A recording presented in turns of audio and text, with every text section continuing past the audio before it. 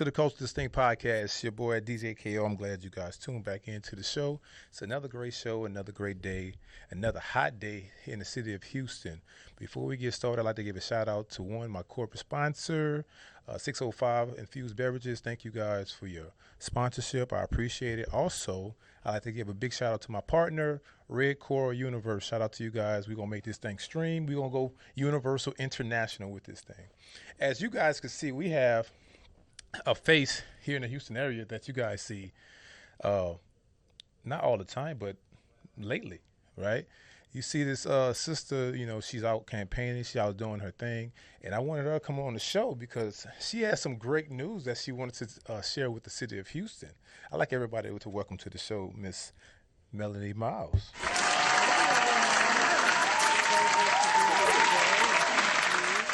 So much, Casey, for inviting me here today. It's great to be back. And you're right. I mean, I am here to announce once again. It's not a new announcement because I've been on the trail for a while now, but I am running for City Council at Large, position number 1. Okay. Yeah, so I'm pretty excited about it. Look, I appreciate that. And at the same time, I know it's a grind to campaign like this. Oh, my gosh, you have no idea. I don't know how you do it, Becoming a politician is like an exercise. It's like a sport, It is like a guerrilla sport. So I want to jump right into it. Okay. I want to get started. I want to jump right into it. So yeah, let's do it. Why now council at large? You know what? About 3 or 4 years ago, I got involved with Civic clubs and helping them to protect and preserve their communities. And I'm specifically talking about Riverside Terrace, which is in 3rd Ward. And the city planning department decided that they were going to impose a historic district on the 3rd Ward area. And they contacted me. They didn't want it. I mean, some of you may already know that a historic district sounds great, but it also means, you can't do what you want with your house. And these houses were built in 1936, and now you're telling these folks they must preserve them in a 1936 fashion. So everything they do, from putting in new windows, roofing, et cetera, they would have to get the city's permission. So in that process, I went to bat for them and stood up for them with the city's planning department. And I'm happy to say that we won. We just showed city council, the mayor, et cetera, that what they were doing to these folks were wrong. They were violating their rights as property owners. They didn't give them proper notice. They were violating state laws, et cetera. And so that whole process showed me also that, we just need voices in city council that's going to listen to the people, that's going to be their advocate, that's going to stand up for them, and not only have the desire to do what's right for the city and make our city grow and better, but also know how to get it done. And that's why I'm doing it. So what are some strategies that you plan on bringing on to the city of Houston if you were elected as council at large? You know what? There are 3 areas that I think are most important. 1 is economic growth. 2 is affordable housing in Houston, as you know. And 3 is safety. So, in the area of economic development, I mean, I don't know what part of Houston you live in, but, all of Houston, in my opinion, should look the same. I mean, and when I say the same, is the same as far as city services are concerned, infrastructure is concerned. Our streets should be, the same. Right. You shouldn't go from Upper Kirby and then go to City Gas, and it's like you're in a totally different city, right? It should look the same. And so because we all pay taxes, we all pay sales taxes, and all of that goes towards income for the city that they use to serve us as the customer. So that's one. And I think the city should incentivize businesses and restaurants to move into these other communities and then build them up. And that kind of leads to affordable housing. So affordable housing is crucial right now. The average cost of housing in Houston is $400,000. The average income is $56,000. So that's a huge gap. So we need housing in Houston so that people, young people, old people, our teachers and nurses and everyone else will be able to afford to live in our city. So how do we do that? Again, that means making sure that there's mixed-use housing. I mean, we're not trying to create ghettos where everybody is low income just in one area, right? We want to create, my vision is we create a city where it's mixed housing. So you have those that you have some affordable units that are locked in at that price, and then you have some that are not, that are market rate. But you've got to incentivize builders so that they want to build in areas that they may not necessarily think of first, and incentivize businesses to do the same. And then safety. Uh, you know, all neighborhoods should be safe. As far as I'm concerned, black and brown people, we don't want to be profiled. We don't want to have excessive force, but we want to be safe in our communities. And so that safety is important no matter where you live. I don't want my next door neighbor who's 80 years old to fear walking out of her front door and going to the grocery store or to the bank. And that's where we are right now. So um, we've got to create. Matter of fact, I was with a group of pastors today, and they were saying that they want to be a part of a task force to address safety in our city and address violent crimes. And so I think that they're absolutely correct. We need to have a situation where we bring all the stakeholders together. That means the community, law enforcement, community activists, and figure out what is needed so that we can change the trajectory of crime in our city. So I want to go back to what you're Okay. speaking on, subsidized housing. Okay. I call it subsidized housing when you have mixed incomes in the same area. Do you think that would be safe in terms of parties? Because if a person is making $80,000 a year versus someone making, say, $25,000 a year, that's on fixed income. You think that the safe that part would be safe because statistics show that people that make a lower income are more prone to some type of violent act or they commit the act. So do you think that's important? Do you think that's I don't want to say a smart move, but a good move? Well, number one, I don't agree with that. I Okay. don't agree that, we have so many people here in Houston. We don't have in Texas, I mean, the minimum wage is what, $7 and something cents. You have a whole generation of folks who, and really of every age, that are barely making it. And simply because your income is low or you are, working every day and full time working a job and still at the poverty level, that doesn't mean that equates to you are some kind of, you know, um, criminal offender of some kind. I don't subscribe to that, and I Okay. don't agree with that at all. Um, you know, yes, the answer is yes. What studies do show is that when you have cities that with mixed housing, you know, where you have people of different income levels living next to each other, then the whole community thrives. Then your school system thrives. Then you have economic development as far as businesses because they can make money off the economic base in that community. So no, I think that is ideal. If you go to other cities like Austin, or Austin is not a good example actually because people can't even afford to live in the Yeah, city of it's Austin anymore. super expensive. Yeah. But if you even look right here in our own city, a perfect model is what we're doing in the East End or the Heights or some parts of the Heights or Montrose area. I mean, what we're trying to become is more dense and create a model where more people, and especially younger people, can afford to live in the city. hmm So let me ask you this: can you discuss the importance of civic engagement and community development? Yeah, absolutely. So I think they go hand in hand. It's really important that you are involved in what goes on in your community, and that's what I call civic engagement. It means that you are staying in touch with your civic clubs, your community organizations, that you're volunteering, that whether you are in an apartment, in a house, or you live in the area or you don't, the fact is, unless we all get involved, then you can't complain about what happens or what laws are passed if you are not involved and your voice is not heard. So economic development goes with that too.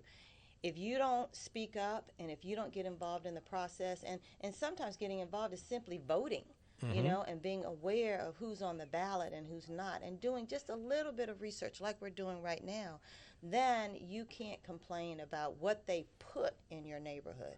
So economic development is really about the squeaky wheel gets the oil. So you've got to squeak, you've got to voice, you've got to say what you want in your community, what you would want to see in your city.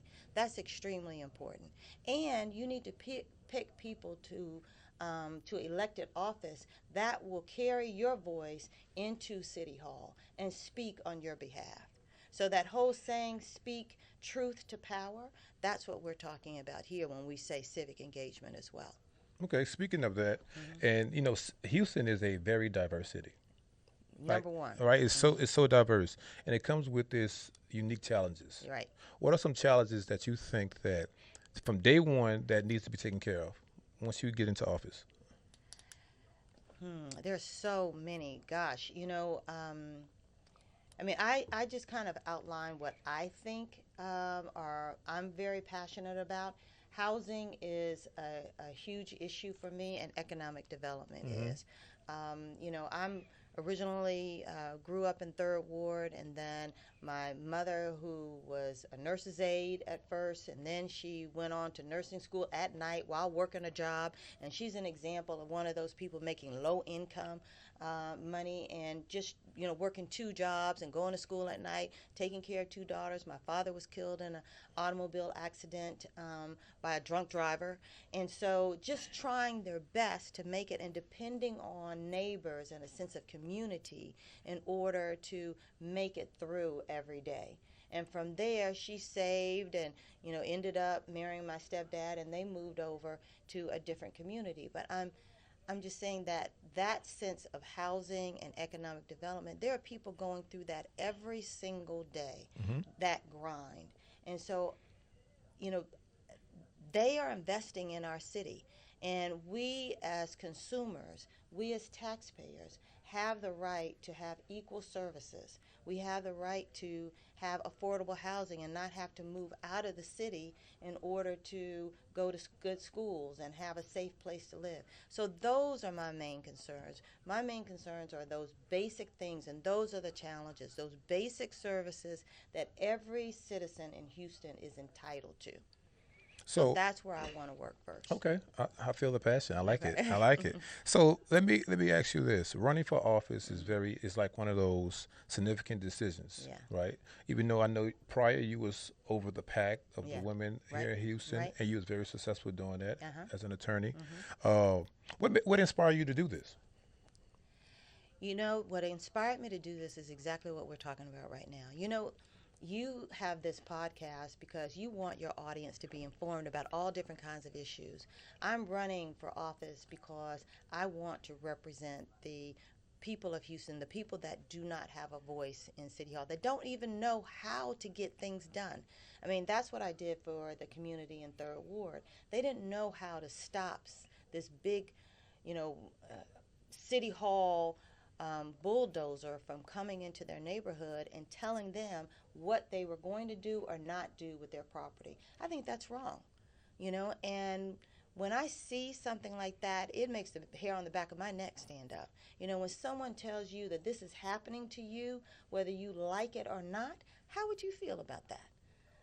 So that I have a problem with it. I've spent the past 25 years as a lawyer representing clients, them coming to me and saying, this is my issue, this is my problem, and help me to find a solution for it. And so I want to take what I've been doing for 25 years and do it for the rest of the city of Houston, to listen to their issues, listen to their problems, and then help come up with viable solutions. So that's why I'm doing it. That's good. That's good. I appreciate that.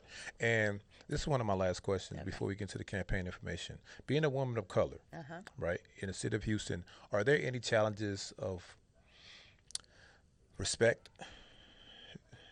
Because they say that um, women of color are one of the most successful women, right, Hmm. most intelligent, but the least respected. Yeah.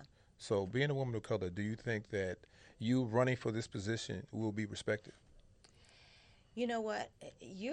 I've done a bunch of interviews, and I should have known I was going to get like the deep questions from you. Um, I've not been asked that question before, and absolutely it's an issue. Women of color, and particularly African American women, but I'm going to say just women of color, period. Hmm. Number one, they're fewer represented in elected offices than any other nationality, or at least of the majority, right? Women of color are not represented in elected office like women who are the majority, Anglo women. That's number one. Number two, as far as funding is concerned, women of color have a tremendous problem getting people to donate to their campaigns. Unfortunately, the way it works is you've got to get a message out. And in Houston, we're talking about over 1 million registered voters. So that means I'm running at large, which is the entire city of Houston. I've got to reach as many people as the mayor does in the mayor's race, but with a whole lot less money. Yeah. All right? So you depend on people donating to your campaign. And women of color get less support financially than anyone else. Then let's take it another step further. As far as endorsements are concerned, women of color have an issue with getting endorsements, getting people to sign up there and say, hey, I stand with you. I'm the builders organization, or the,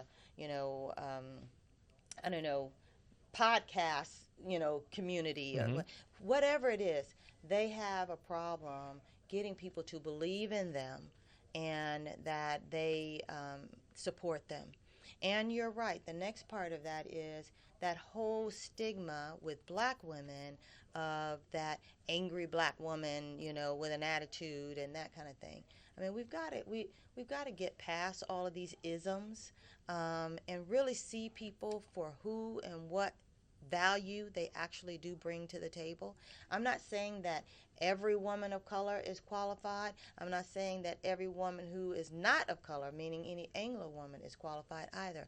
Judge a person based upon what they've already done, and what qualifications they bring to the table, and then what they want to do going forward. That's good Mm-hmm. because I know that's one of the questions that a lot of people in our community internally will ask. Yeah, Of course, they know that the politics side, yeah, the law side, yeah. but in terms of the women, standing up for the women, and not just women, but people of color, Right. right? Because it's like I said, it's a diverse city, Yeah. and I don't know the stats off the back, but I think this city consists of at least 50% of people of diversity. Yeah, I think at least as well. I'm not going to tell you that it's not real, because that struggle is real. It really is. But it's not one that you can't overcome. Right. I mean, we look at our city council, and there are 7 members of city council of 16 city council members that are people of color, not just women, but are people of color. So it's not that we can't overcome it. We have seen great strides in most recent elections, starting in 2018 with those 19 black, Hmm. female judges being elected. And we go on and on from there. So I'm not saying that we haven't come a long way, but it's still not easy out here. It's really not. So, one parting word, I mean, I just want to say about elected officials and who you elect. Again, look at what they've done. Ask yourself or even better yet, ask them, what will you do if I don't vote for you? In other words, what have you done already? And, just because on your own time, Right. right? Then you get to see where somebody's heart really is. Would you be doing this whether I vote for you or not? Would you be really acting in the manner that you are, and advocating like you are, and standing up for people, if you've been doing that already? So, Right. mhm. So now, how can we get the money into your campaign? Because that's the most Woohoo! important thing right there. You can go to my website to find out more about the campaign. It is milesforhouston.com, miles, MILES, for FOR, Houston.com. And there you'll find out everything you need. More about me. There are videos of my activism, Hmm. standing up in front of City Hall and up against the mayor and City Council and all of that. And you'll also there's a link to donate. There's a link to volunteer for the campaign. And there's a clock there that tells you how much time left before the election, which starts on October the 23rd. Early voting begins. And yeah, so, and there's a link just to reach out and tell me your thoughts. So I want to hear from you. Speaking of that, before we get out of here, Hmm. how does a person vote for you? Because some Yeah, people it's going to be their first time, absolutely. right? Great question. So, again, this is a City of Houston race. I'm running for City Council at Large, Position 1, Melanie Miles. Melanie Miles, City Council at Large, Position 1. And you need to register to vote. That's the first thing. And the last day to register in this election is October the 10th. Now, if you've already registered to vote, you're fine. But if you're not registered to vote, you need to do so before October the 10th. And then you just go to your closest voting location. Starting October 23rd, which is when early voting begins, all the way to November the 7th. And you can vote anywhere in Houston, at any voting location. You don't have to take a voter registration card. You just need valid ID, and you can vote.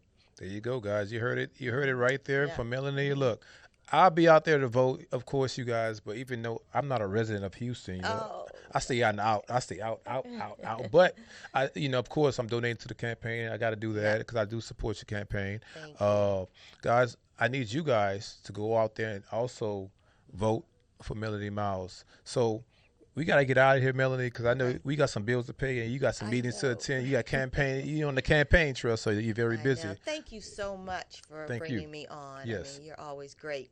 So Thank you. I really appreciate you. Thank you. I appreciate it.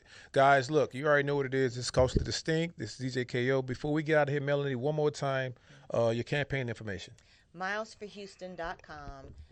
Milesforhouston.com. Guys, that's it. Coast to Distinct.